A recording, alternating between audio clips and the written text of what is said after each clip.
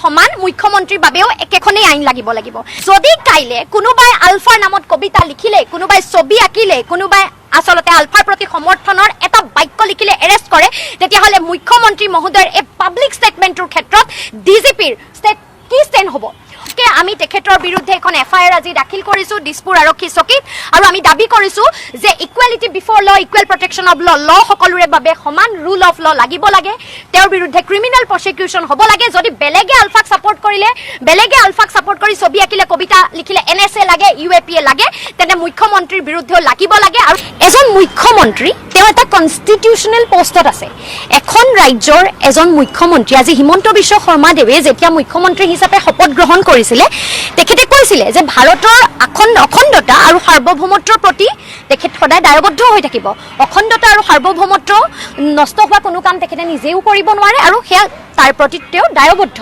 গতিকে constitutional post এটা যিজন chief minister head of the state সেইজন মানুহে কেনেদৰে এটা বেণ্ড অৰ্গেনাইজেশ্যনক ছাপোৰ্ট কৰিব পাৰে মই উদাহৰণ এটা দিওঁ কিছুদিনৰ আগতে বিভিন্ন ক্ষেত্ৰত আপোনালোকে দেখিব হয়তো মনত আছে বৰখাশ্ৰী বুঢ়াগোহাঁই বুলি ছোৱালীজনী তাই ফেচবুকত কবিতা লিখিছিল কোনোবাই ফেচবুকত কবিতা এটা লিখাৰ বাবে আষ্ট্ৰবিকা বৰা যিগৰাকী লেখিকা অধ্যাপিকা তেওঁ যেতিয়া সহকাৰী অধ্যাপিকা আষ্ট্ৰবিকা বৰাই যেতিয়া এটা সময়ত লেখিকা হিচাপে কিতাপ লিখিছিল তেতিয়াও তেখেতক আলফাৰ সমৰ্থন আছে বুলি যথেষ্ট হাৰাশাস্তি কৰা হৈছিল বৰখাশ্ৰীকটো এৰেষ্টে কৰা হৈছিল সেই সময়ত আমি প্ৰেছ মিট দিছিলোঁ গতিকে আজি যদি যুৱ প্ৰজন্মৰ কোনোবা যুৱক যুৱতীয়ে ক'ৰবাত গৈ ৰাস্তাত ক'ৰবাত ফুটপাথত যদি পৰেশ বৰুৱাৰ ফটো আঁকে তেতিয়াহ'লে তেওঁক এৰেষ্ট কৰা হ'বনে নাই কাৰণ আলফা এটা banned organisation unlawful activities prevention act 1967 সেইখনৰ অধীনত আলফাক আচলতে এটা সন্ত্ৰাসবাদী সংগঠন বুলি কোৱা হৈছে দেশৰ সাৰ্বভৌমত্ব আৰু অখণ্ডতাৰ প্ৰতি আলফা ভাবুকি বুলি কোৱা হৈছে গতিকে এজন মুখ্যমন্ত্ৰীয়ে সেই যিটো বেণ্ড অৰ্গেনাইজেশ্যন লৰ অধীনত যিটো সংগঠনক সন্ত্ৰাসবাদী সংগঠন বুলি আখ্যা দিয়া হৈছে যিটো সংগঠনৰ লগত আপুনি ফোনত যোগাযোগ ৰাখিব নোৱাৰে ফোনৰ লগত টেলিফোনিক বাৰ্তালাপ কাৰোবাৰ থাকিলেও এৰেষ্ট কৰা হ'ব পাৰে যিটো সংগঠনৰ লগত আপুনি কোনোবা ব্যক্তিৰ লগত যদি আপুনি যোগাযোগ কৰে লগালগ আপুনি ইউএপিএৰ অধীনত এৰেষ্ট হ'ব এনএছএৰ অধীনত আপুনি এৰেষ্ট হ'ব আৰু ইউএপিএ এনএছএ লগাই যেতিয়া এজন যুৱক যুৱতীক জেললৈ পঠিওৱা যায় তেওঁ বহুত বছৰ ধৰি জেলতে আবদ্ধ হৈ থাকিব লাগে গতিকে তেনে এটা সংগঠনক যেতিয়া মুখ্যমন্ত্ৰী মহোদয়ে তেখেতৰ ছফ্ট কৰ্ণাৰ প্ৰদৰ্শন কৰি কথা কয় বহু যুৱক যুৱতী আজিৰ নতুন প্ৰজন্মৰ যুৱক যুৱতী যিসকলৰ মানসিকতাত অলপ বিপ্লৱিক এটা মানসিকতা আছে তেওঁলোকে ভাবিব যে আমিতো তেতিয়াহ'লে পৰেশ বৰুৱাৰ ছবি আঁকো কথাটো হ'ল যে পৰেশ বৰুৱাৰ ছবি যদি কোনোবাই আঁকে তেতিয়াহ'লে আমাৰ আৰক্ষী আমাৰ প্ৰশাসনে সেই মানুহজনক এনএছএ লগাবনে নাই সেই মানুহজনক যদি পৰেশ বৰুৱাৰ সমৰ্থনত তেখেতৰ প্ৰতি শ্ৰদ্ধা সহকাৰেও কওঁ ময়ো যদি আজি কওঁ যে পৰেশ বৰুৱাৰ সমৰ্থনত মই ছবি আঁকিবলৈ যাম মোকো এৰেষ্ট কৰা হ'ব আমাৰ বিৰুদ্ধে ইউএপিএ এনএছএ লগোৱা হ'ব গতিকে যিকোনো লত চাওক আইন সকলোৰে বাবে সমান আমাৰ সংবিধানে এইটো কথা কৈছে যে ইকুৱেলিটি বিফৰ ল ইকুৱেল প্ৰটেকশ্যন অফ ল গতিকে আইন যদি সকলোৰে বাবে সমান মুখ্যমন্ত্ৰীৰ বাবেও একেখনেই আইন লাগিব অন্য হাতে আমি যদি প্ৰিভিলেজৰ কথাও চাওঁ মুখ্যমন্ত্ৰীৰ নামত এনেকুৱা কোনো প্ৰিভিলেজ নাই ক্ৰিমিনেল প্ৰসিকিউশ্যন তেওঁ যদি কোনো ক্ৰিমিনেল অফেন্স কৰে তেতিয়াহ'লে ক্ৰিমিনেল অফেন্সৰ ক্ষেত্ৰত তেওঁ কোনো প্ৰিভিলেজ দিয়া হোৱা নাই তেওঁ কোনো প্ৰটেকশ্যন দিয়া হোৱা নাই অন্য এজন অপৰাধীক যিদৰে ব্যৱহাৰ কৰা যাব যিকোনো ক্ৰিমিনেল অফেন্সৰ ক্ষেত্ৰত মুখ্যমন্ত্ৰী মহোদয়ৰো সেইদৰে ব্যৱহাৰ কৰিব লাগিব গতিকে আমি স্পষ্টকৈ এইটো কথা ক'ব বিচাৰো যে যদি কোনোবাই জুবিনদাৰ ছবি আঁকে আজি তেখেতে এইটো কথাও কৈছে যে জুবিনদাৰ ছবি যিখন ছবি দিব সেইখনে আঁকিব পাৰিব আজি জুবিন গাৰ্গ এজন ৰাজহুৱা ব্যক্তি তেওঁক ৰাইজে যিদৰে ভাল পাইছিল যিদৰে গ্ৰহণ কৰিছিল তেখেতে সেইদৰে মানি লৈছিল অনাগত দিনত কোনোবা প্ৰজন্মৰ ল'ৰা ছোৱালীয়ে জুবিনদাক নিজৰ মানসপটত যিখন ছবি লৈ ঘূৰি ফুৰিব বিচাৰে সকলোৰে মানসপটত থকা ছবিখন বেলেগ আজি মুখ্যমন্ত্ৰী মহোদয়কো বিভিন্নজনে ছবি আঁকি দিয়ে তেওঁতো মৰমেৰে গ্ৰহণ কৰে সেই ছবিখন তেওঁ ক'ব নেকি যে মোৰ এখন ফটো নহয় অফিচিয়েল ফটো তুমি কিয় আঁকিছা জুবিনদাৰ কোনোবাই ছবি আঁকিব আৰু তেওঁ কৈছে যে এনএছএ লগাম আৰে এনএছএ কাৰোবাৰ পাব্লিক প্ৰপাৰ্টি নেকি যদি কোনোবাই আইন ভংগ কৰিছে অনুশাসন ভংগ কৰিছে যদি কোনোবাই ভাৰতৰ অখণ্ডতা সাৰ্বভৌমত্বৰ প্ৰতি থ্ৰেট আনিছে এনএছএ লগাব পাৰিব আইনে ডিচাইড কৰিব বৰ্তমান প্ৰেক্ষাপটত আজিৰ দিনটোত আমি যিটো দেখিছো যে আলফাৰ প্ৰতি সমৰ্থন দেখুৱাই পৰেশ বৰুৱা ডাঙৰীয়াৰ ছবি আঁকিবলৈ কৈ নতুন প্ৰজন্মক তেখেতে উৎসাহিছে তেখেতে তেওঁলোকক বিপথে যাবলৈ পৰিচালিত কৰিছে, আলফাৰ প্ৰতি সমৰ্থন দিবলৈ পৰিচালিত কৰিছে আৰু তেওঁ এইটো কথা বুজাইছে যে ছবি আঁকা বিপ্লৱ যদি কৰিছে তেতিয়াহ'লে পৰেশ বৰুৱাৰ ছবি আঁকা। আমাৰ স্পষ্ট দাবী, স্পষ্ট প্ৰশ্ন, আৰক্ষী প্ৰশাসন, আচলতে ডিজিপি অসমৰ ডিজিপি মহোদয়লৈ প্ৰশ্ন আৰু দিছপুৰ পুলিচ থানাত আমি কেছখন দিছোঁ। এইটো প্ৰশ্ন যে অহাকালি বা অনাগত দিনবোৰত কোনোবা অসমৰ উঠি অহা প্ৰজন্মৰ ল'ৰা ছোৱালী, ধৰি ল'লো মাৰ্চেল বৰুৱাই যদি বা অন্যান্য দল সংগঠনে যদি পৰেশ বৰুৱাৰ ছবি আঁকে, তেওঁ কিমান দিনলৈ জেলত থাকিব লাগিব? তেওঁতো UAP NSAৰ অধীনত এৰেষ্ট হ'ব। গতিকে সেই দায়িত্ব কোনে ল'ব? আজি মুখ্যমন্ত্ৰী মহোদয়ে যিটো প্ৰভোগ কৰিছে এই ষ্টেটমেণ্টৰ জৰিয়তে য়ং জেনেৰেশ্যনক, বহু ল'ৰা ছোৱালী আলফালৈ যাবলৈ বিচাৰি থাকে, গুচি যায় যেতিয়া তেতিয়াই। আমি ধৰি ধৰি আনিব লাগে, পুলিচে ধৰি ধৰি আনে। বহু ঘৰৰ মানুহক হাৰাশাস্তি কৰা হয়, কৰা নহয় নেকি? কোনোবা এজন ঘৰৰ মানুহৰ সঞ্জীৱ বুলি যিজন গুৱাহাটী বিশ্ববিদ্যালয়ৰ ছাত্ৰ আছিলে, তেওঁ বহুত বছৰ জেলত থাকিলে, থকা নাই নে? কিয়? কাৰণ তেওঁ আলফাৰ লগত এটা সম্পৰ্ক আছিল বুলি এটা মেছেজ ওলালে বা সেইটোৰ বিষয়ত কিছুমান প্ৰমাণ পোৱা গ'ল। গতিকে এজন বিশ্ববিদ্যালয়ত পঢ়ি থকা সম্ভাৱনাপূৰ্ণ ছাত্ৰৰ গোটেই ভৱিষ্যত নষ্ট হৈ গৈছে, তেওঁ জেলৰ পৰা পিছৰ পৰ্যায়ত পৰীক্ষা দিছে। গতিকে তেনে এটা সংগঠনক পাব্লিকলি অন ৰেকৰ্ড কেমেৰাৰ সন্মুখত প্ৰেছ মিট দি এখন দেশৰ চিফ মিনিষ্টাৰে যেতিয়া পাব্লিক ষ্টেটমেণ্ট দিয়ে, তেওঁ ডাইৰেক্টলি এটা প্ৰমোশ্যন কৰিছে সেই যিটো আনলফুল এক্টিভিটিজ প্ৰিভেনশ্যন এক্টৰ আণ্ডাৰত বেন কৰি থোৱা অৰ্গেনাইজেশ্যন, সেই অৰ্গেনাইজেশ্যনটোৰ তেওঁ প্ৰমোশ্যন কৰিছে। সেই ষ্টেটমেণ্টৰ জৰিয়তে নতুন প্ৰজন্মক তেওঁ প্ৰভোগ কৰিছে যাতে নতুন প্ৰজন্মই গৈ ছবি আঁকক পৰেশ বৰুৱা, আৰু তাৰ পাছত যেতিয়া সেই ল'ৰা ছোৱালীবোৰক জেললৈ লৈ যোৱা যাব, তেওঁ তাৰ কাৰণে ৰেছপনচিবিলিটি ল'বনে নাই? আমি আৰক্ষী প্ৰশাসন ডিজিপি মহোদয়ক এইটো স্পষ্টকৈ কওঁ, যদি কাইলৈ কোনোবাই আলফাৰ নামত কবিতা লিখিলে, কোনোবাই ছবি আঁকিলে, কোনোবাই আচলতে আলফাৰ প্ৰতি সমৰ্থনৰ এটা বাক্য লিখিলে এৰেষ্ট কৰে, তেতিয়াহ'লে মুখ্যমন্ত্ৰী মহোদয়ৰ এই পাব্লিক ষ্টেটমেণ্টটোৰ ক্ষেত্ৰত ডিজিপিৰ কি ষ্টেণ্ড হ'ব? অসমৰ প্ৰশাসনৰ, অসমৰ আৰক্ষীৰ কি ষ্টেণ্ড হ'ব? এইটো আমাক জানিব লাগিব। কাৰণ সাংবিধানিক পদমৰ্যাদাত এখন ৰাজ্যৰ মুখ্যমন্ত্ৰী হিচাপে যেতিয়া এজন ব্যক্তি থাকে, তেওঁৰ যথেষ্ট দায়বদ্ধতা থাকে। তেওঁ যিকোনো আৱেগিক কথাৰ বহিঃপ্ৰকাশ কৰিব নোৱাৰে। আজি মই অৰ্থ লোৱা নাই, আজি অসমৰ যুৱ প্ৰজন্ম শপত গ্ৰহণ কৰা নাই, কিন্তু মুখ্যমন্ত্ৰী মহোদয়ে সংবিধানৰ নামত শপত গ্ৰহণ কৰিছে। গতিকে সংবিধানৰ নামত শপত গ্ৰহণ কৰি সংবিধানৰ প্ৰতি ভাবুকি অনা কোনো কাম তেখেতে কৰিব নোৱাৰে আৰু তেখেতে কৰিছে। গতিকে আমি তেখেতৰ বিৰুদ্ধে এখন FIR আজি দাখিল কৰিছোঁ দিছপুৰ আৰক্ষী চকীত, আৰু আমি দাবী কৰিছোঁ যে ইকুৱেলিটি বিফৰ ল, ইকুৱেল প্ৰটেকশ্যন অফ ল সকলোৰে বাবে সমান ৰুল অফ ল লাগিব লাগে। তেওঁৰ বিৰুদ্ধে ক্ৰিমিনেল প্ৰচিকিউশ্যন হ'ব লাগে। যদি বেলেগে আলফাক ছাপৰ্ট কৰিলে, বেলেগে আলফাক ছাপৰ্ট কৰি ছবি আঁকিলে, কবিতা লিখিলে NSA লাগে, UAP লাগে, তেন্তে মুখ্যমন্ত্ৰীৰ বিৰুদ্ধেও লাগিব লাগে আৰু তেখেতে এনেধৰণৰ কাম কাজৰ পৰা বিৰত থাকিব লাগে। হিমন্ত বিশ্ব শৰ্মাই এখন সংবাদমেল আয়োজন কৰিলে আৰু সেই সংবাদমেলখনত তেওঁ কিছুমান প্ৰলাপ বকিলে। হিমন্ত বিশ্ব শৰ্মা, আমি জানো যে তেওঁ ব্যক্তিজন সন্মানৰ নহয়, যোগ্য নহয়, তেওঁৰ কোনো ধৰণৰ মান নাই, তেওঁৰ কোনো ধৰণৰ গৰিমা নাই। সংবিধানৰ উৰ্ধত নেকি হিমন্ত বিশ্ব শৰ্মা? মাননীয় হিমন্ত বিশ্ব শৰ্মা সংবিধানৰ উৰ্ধত নেকি? মুখ্যমন্ত্ৰী হিমন্ত বিশ্ব শৰ্মাই এখন সংবাদমেল আয়োজন কৰিলে আৰু সেই সংবাদমেলখনত তেওঁ কিছুমান প্ৰলাপ বকিলে। হিমন্ত বিশ্ব শৰ্মা, আমি জানো যে তেওঁ ব্যক্তিজন সন্মানৰ নহয়, যোগ্য নহয়, তেওঁৰ কোনো ধৰণৰ মান নাই, তেওঁৰ কোনো ধৰণৰ গৰিমা নাই। কিন্তু হিমন্ত বিশ্ব শৰ্মাই যিখন আসনত বহি আছে, মুখ্যমন্ত্ৰীৰ পদটো, সেই মুখ্যমন্ত্ৰীৰ পদটোৰ এটা নিৰ্দিষ্ট গৰিমা আছে, নিৰ্দিষ্ট মান আছে আৰু নিৰ্দিষ্ট সন্মান আছে। কিন্তু তেওঁ সেই মুখ্যমন্ত্ৰীৰ আসনখনক অপমান কৰিলে। আৰু হিমন্ত বিশ্ব শৰ্মাই কালি কিছুমান অবান্তৰ কথা ক'লে, SFIক লক্ষ্য কৰি লৈ পেলাই আমাৰ যিটো বাক স্বাধীনতা, আমাৰ যিটো গণতান্ত্ৰিক অধিকাৰ, সেই অধিকাৰক কুঠাৰঘাত কৰি ভৰিৰে গচকি তেওঁ কিছুমান অবান্তৰ কথা কৈছে, প্ৰলাপ বকিছে। যদিও প্ৰলাপৰ কোনো ধৰণৰ প্ৰত্যুত্তৰ নাথাকে, কিন্তু তথাপিতো আমি জানো যে হিমন্ত বিশ্ব শৰ্মা আৰু হিমন্ত বিশ্ব শৰ্মাৰ কথা, এই দুইটা আমাৰ অসমৰ যিটো শিল্প বা অসমৰ যি শিল্পীসকলৰ শিল্প স্বাধীনতা, আমাৰ যি গণতান্ত্ৰিক প্ৰমূল্য, সাংবিধানিক প্ৰমূল্য বা আমাৰ অসমখনৰ যি সমন্বয়ৰ যিখন সমাজ, সেই সমাজখনৰ কাৰণে এটা ভাইৰাছ, আৰু ভাইৰাছৰ চিকিৎসা কৰাটো অত্যন্ত জৰুৰী হৈ পৰে। আৰু সেইকাৰণে আজি মই অস্ত্ৰোপচাৰ কৰিবলৈ এই সংবাদমেলখনৰ আয়োজন কৰিছোঁ। যিদৰে হিমন্ত বিশ্ব শৰ্মা নিজে এজন চোৰ, ঠিক একেদৰে তেওঁৰ সেই চোৰৰ প্ৰকৃতি নেৰি পেলাই ৰাতি চোৰৰ নিচিনাকৈ অন্ধকাৰৰ সুযোগ লৈ পেলাই দীঘলী পুখুৰী গছ গছজোপা কাটি দিলে। আৰু আপোনালোক সকলোৱে জানে যে তেওঁ অতি মুখ চহকী এজন মুখ্যমন্ত্ৰী। তেওঁ তাৰপিছত কৈছিল যে আমি স্থানান্তৰ কৰিম গছৰ, আৰু আজি সংবাদ মাধ্যমত কি প্ৰকাশ পাইছে যে হস্তান্তৰ কৰা স্থানান্তৰ কৰা দীঘলী পুখুৰী গছৰ এজোপা গছো বাচি নাথাকিল। তাৰ কাৰণে আমি SFI প্ৰতিবাদ কৰিছিলোঁ। উল্লেখযোগ্য কথাটো হৈছে প্ৰাণৰ শিল্পী আমাৰ জুবিন গাৰ্গো সেই প্ৰতিবাদত আছিল। তেওঁ তাত প্ৰতিবাদত থাকি দীঘলী পুখুৰী গছ কেইজোপা কটাৰ বিৰোধিতা কৰিছিল।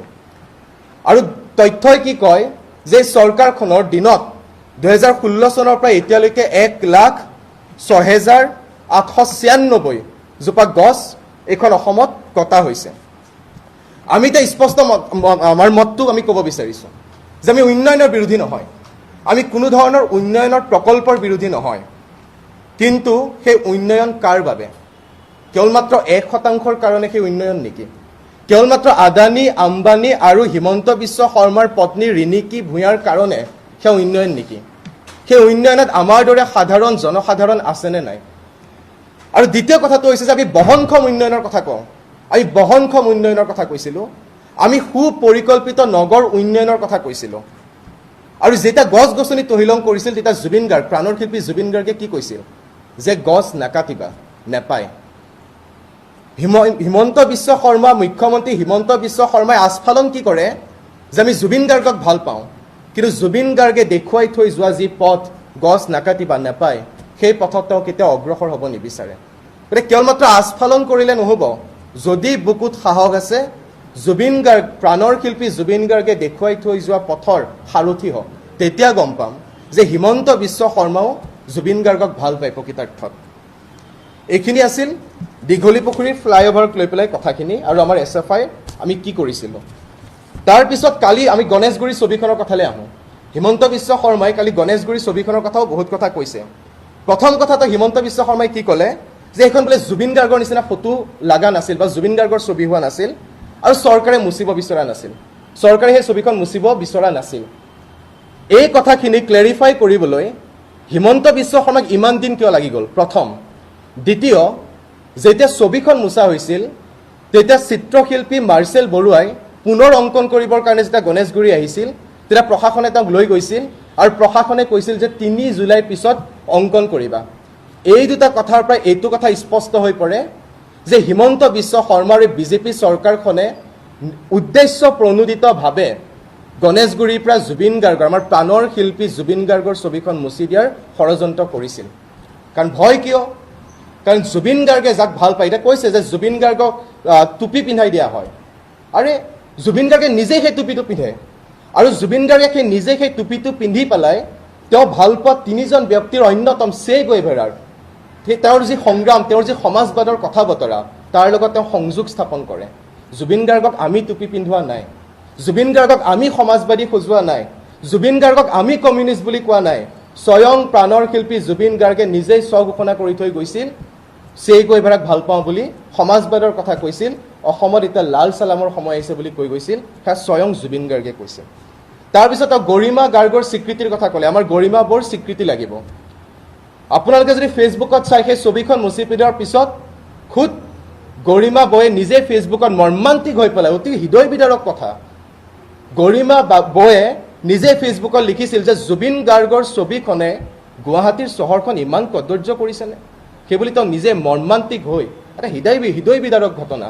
গতিকে তেতিয়াই গৰিমা বৌয়ে স্বীকৃতি প্ৰদান কৰি থৈ গৈছিল। তাৰপিছত হিমন্ত বিশ্ব শৰ্মা কোন হয় তেওঁ আকৌ সেই কথা ক'বলৈ, দোহৰাবলৈ।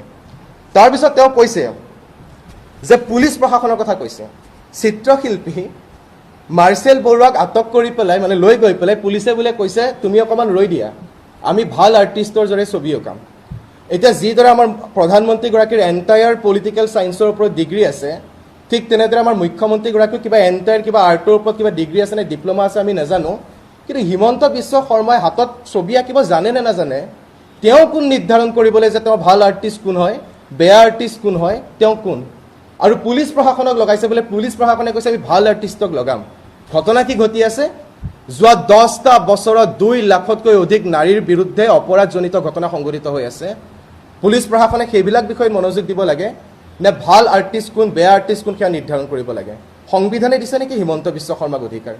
সংবিধানে দিছে নেকি পুলিচ প্ৰশাসনক অধিকাৰ ভাল আৰ্টিষ্ট কোন হ'ব, বেয়া আৰ্টিষ্ট কোন হ'ব?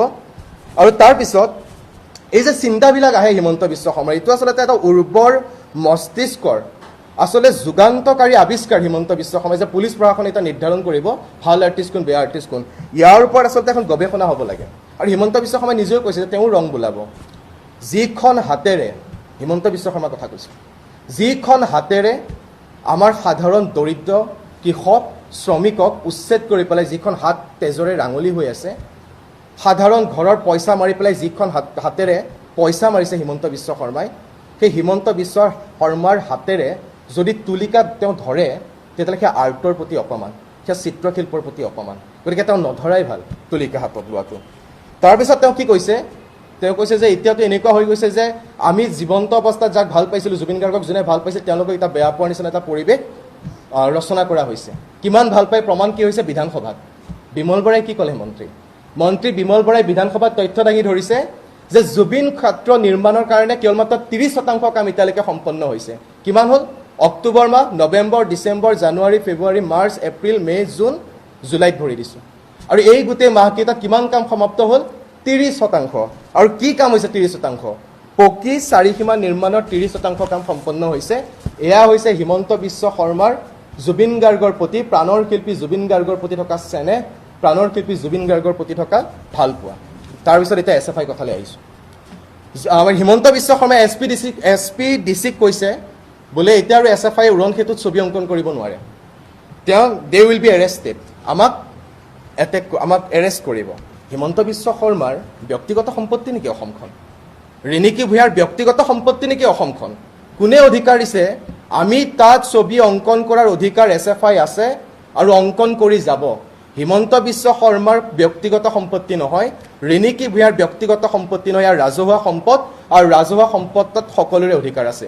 আৰু মই কৈছোঁ অকল SFI কিয়, সকলো বিভিন্ন দল সংগঠনে ছবি আঁকক, RSS আহক, RSS আহি পেলাই ছবি আঁকক, কিন্তু জুবিন গাৰ্গৰ ছবি আঁকাৰ সমান্তৰালভাৱে RSS এইটোও লিখক যে মোৰ কোনো জাতি নাই, মোৰ কোনো ধৰ্ম নাই, তেতিয়া মানিম।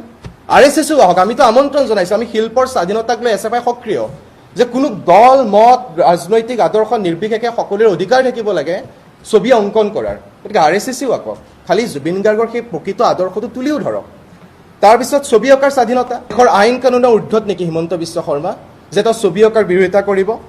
এনেকুৱা লাগি আছে যে মুখ্যমন্ত্ৰীৰ আসনখনত তেওঁ বহি আছে, কিন্তু বাটৰ যে গুণ্ডাবিলাক, বাটৰ যে মাবালীবিলাক য'ত ত'ত মাৰপিট লাগিবলৈ সাজু হৈ থাকে, তেনেকুৱা ধৰণৰ তেওঁৰ ভাষ্য হিমন্ত বিশ্ব শৰ্মাৰ, এনেকুৱা ধৰণৰ ভাষ্য তেওঁ দিয়ে।